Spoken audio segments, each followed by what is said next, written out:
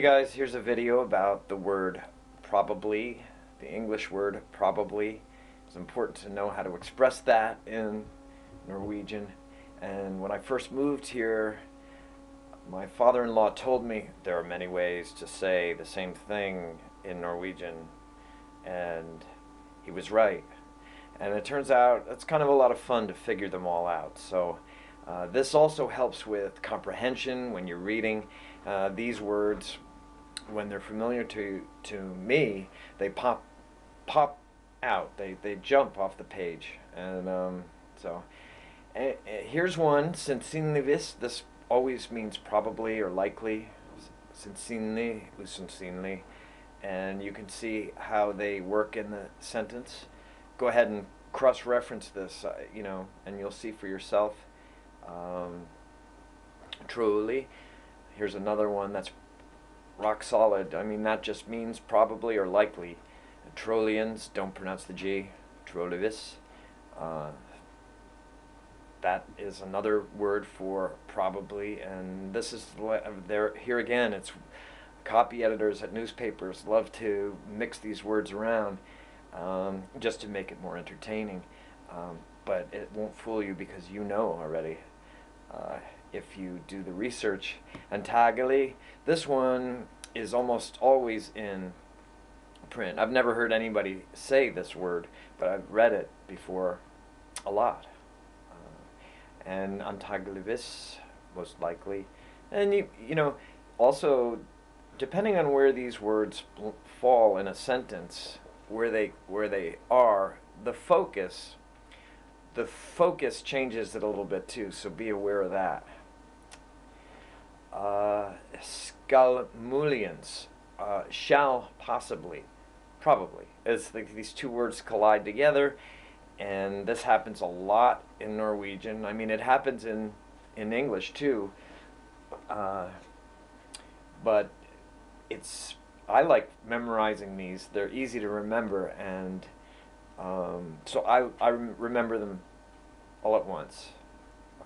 If you just learn each word, it can be a little frustrating because you'll see how much they change, especially these helper verbs. They can change. They can change anything that's around them, and a lot of times these little phrases form patterns. And once you discover the pattern, you pick up on it, and you're plugged into that.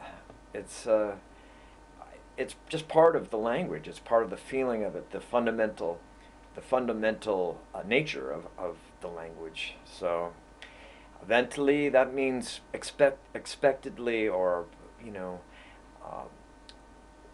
an expected probability. And this one too would be more written than spoken, at least in my experience. You know, it may be different. The people you hang out with may use this word a lot. So, kan godt hende, that is used a lot. I hear that spoken. Let's see how that works. May well be. Probably. Kan sikkert, same thing. That one is spoken too, and also written. So, and these are all bokmål, of course. I mean, norsk has its own version. The words are probably a little bit different, but they may not be. So, but if you're reading the paper and you see them, all of a sudden there's less words to comprehend. It sort of consolidates what you need to pick through and single out and translate when you can do this. And another kind of cool thing is when in the paper, when they sort of give a title of somebody who's talking about something, it takes up half a paragraph sometimes, like the vice chancellor, chairman, voluntary, good Samaritan, whatever, of such and such a department. It shrinks everything down. I mean, and what I tend to do is just skip right over that. You start to see what's important in the story. You start to read, and I would skip over that in English too. I don't care what department someone's from. necessarily. Formodently, that is also a little bit formal, and in this sentence where I found this, it really meant probably. Somebody was talking about losing something in the washing machine. Here, ervel, this one is spoken. So you see this one is more written. This right here, ervel, is spoken, and it's spoken very quickly most of the time. The way to, once you know about it, then you can kind of listen for it. And but it's easier too to find out, to figure out that that's what's being said just by the sentence itself. It'll make sense that it's in there. Keep going. All right. Nok is really an important one, and it's used all the time, and it means enough, and it also means probably. And how you can tell, here's the trick, if it's in between two verbs like this, it gets turned into probably. It's sort of forced into that. And just go ahead, cross-reference this. Use two verbs and put nok. Just 3 words, put them in a search engine and see what you come up with.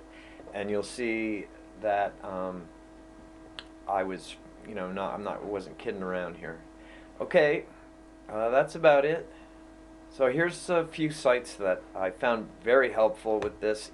This one, particularly on the bottom, is really great because it really has the synonyms, and you can go crazy,